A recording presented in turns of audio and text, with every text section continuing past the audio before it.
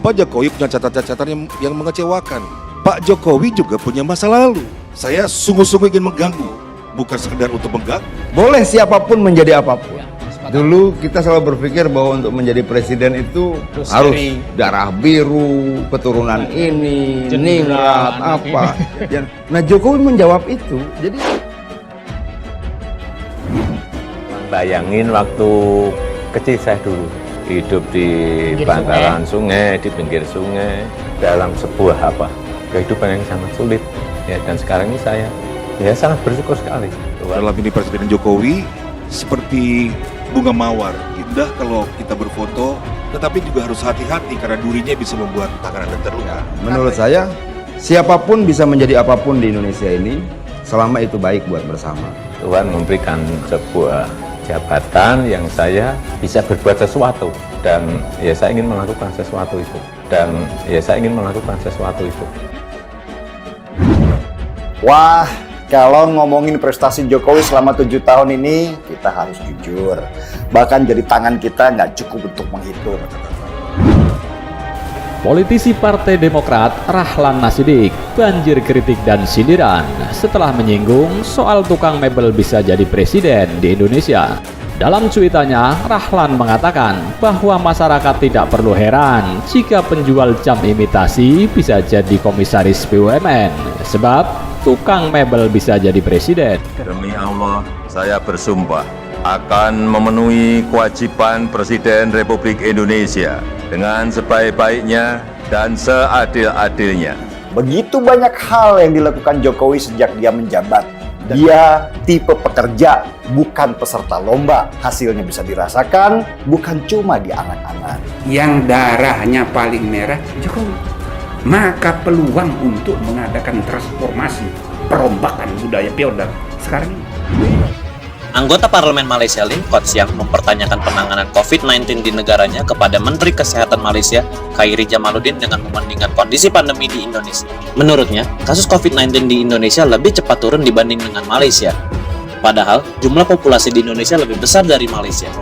Artinya Jokowi itu menjadi jawaban bahwa Indonesia ini membuka peluang siapapun menjadi apapun selama itu baik buat bersama.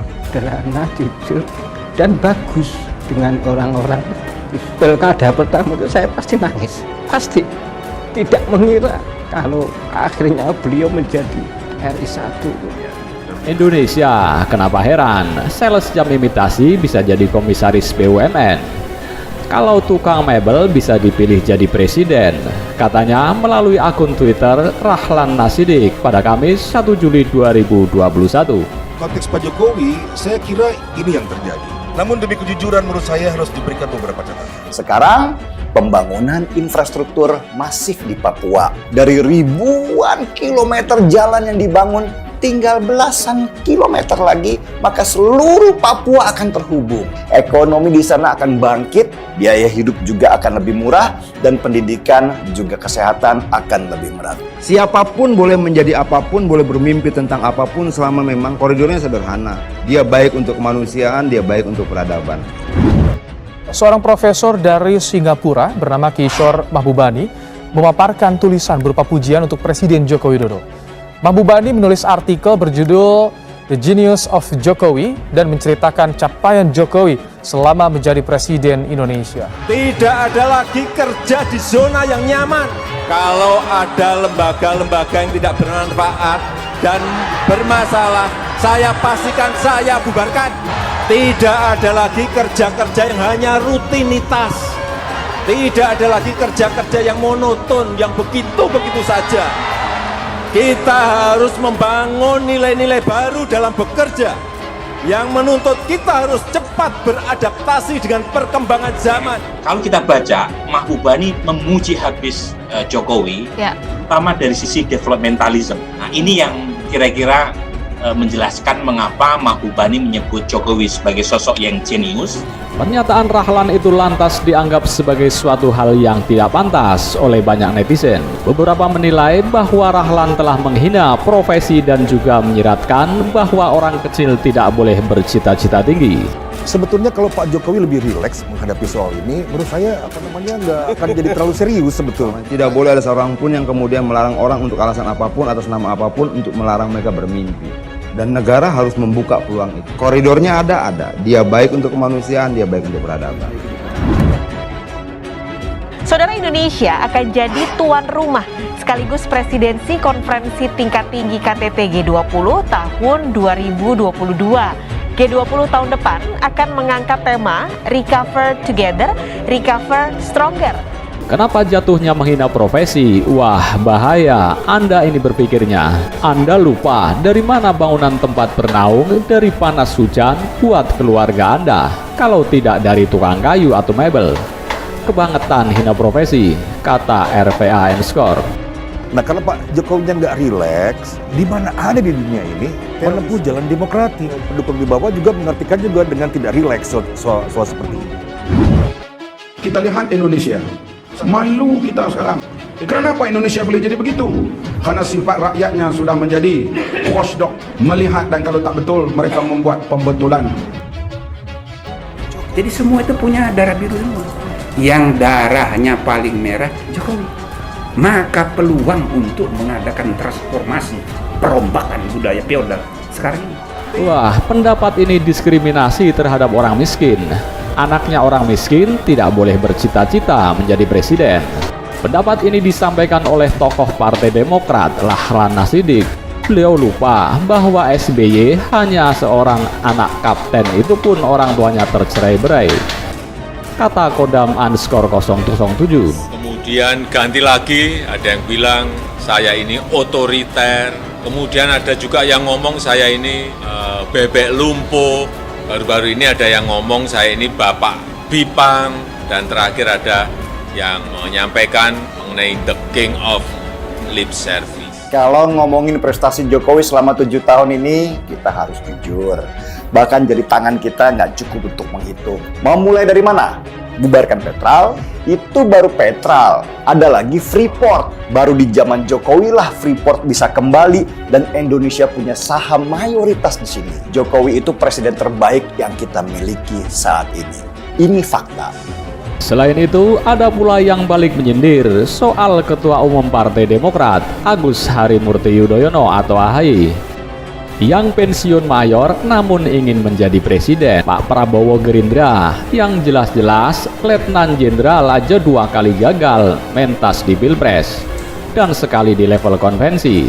Lah, Agus Yudhoyono modal cuma mayor. Menjadi oposisi itu juga sangat mulia. Silahkan ingin menjadi oposisi, asal jangan oposisi yang menimbulkan dendam. Asal jangan oposisi yang menimbulkan kebencian, apalagi disertai dengan hinaan, disertai dengan cacian, disertai dengan makian-makian. Kita ini memiliki norma-norma agama, memiliki etika dan tata krama ketimuran. Terus ngarep jadi presiden, sorry ya om, gue pakai nalar dan logika berpikir, kata Hobis Oldin said. Level mayor pengen jadi presiden, baru nyagup aja dapat urutan terakhir. Itu udah dompleng nama besar bokapnya, wajarlah partainya ambruk.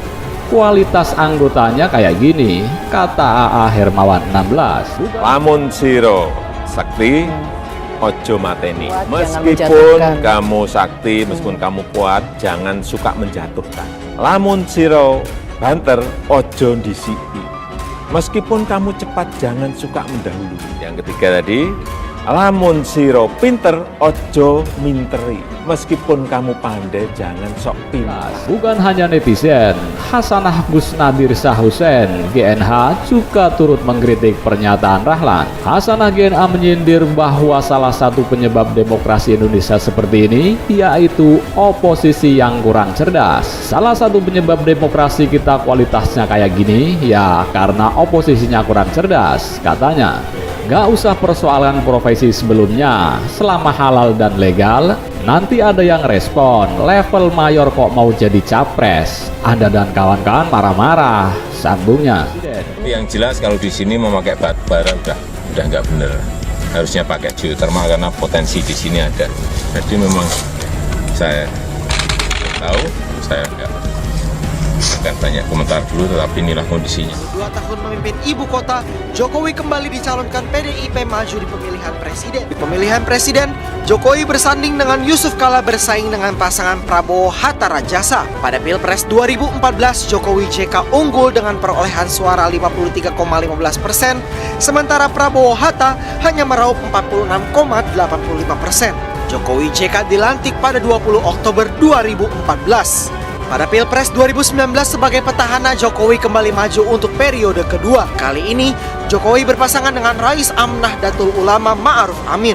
Pada Pilpres 2019, Jokowi kembali bertemu dengan Prabowo Subianto yang berdampingan dengan Sandiaga Salahuddin Uno. Pada Pilpres 2019 bersama Ma'ruf Amin, Jokowi kembali unggul dengan perolehan suara 55,5%, sementara Prabowo Sandi hanya memperoleh 44,5% suara. Demi Allah, saya bersumpah akan memenuhi kewajiban Presiden Republik Indonesia dengan sebaik-baiknya dan seadil-adilnya, memegang teguh Undang-Undang Dasar dan menjalankan segala undang-undang dan peraturannya dengan seluruh-seluruhnya, serta berbakti kepada nusa dan bangsa.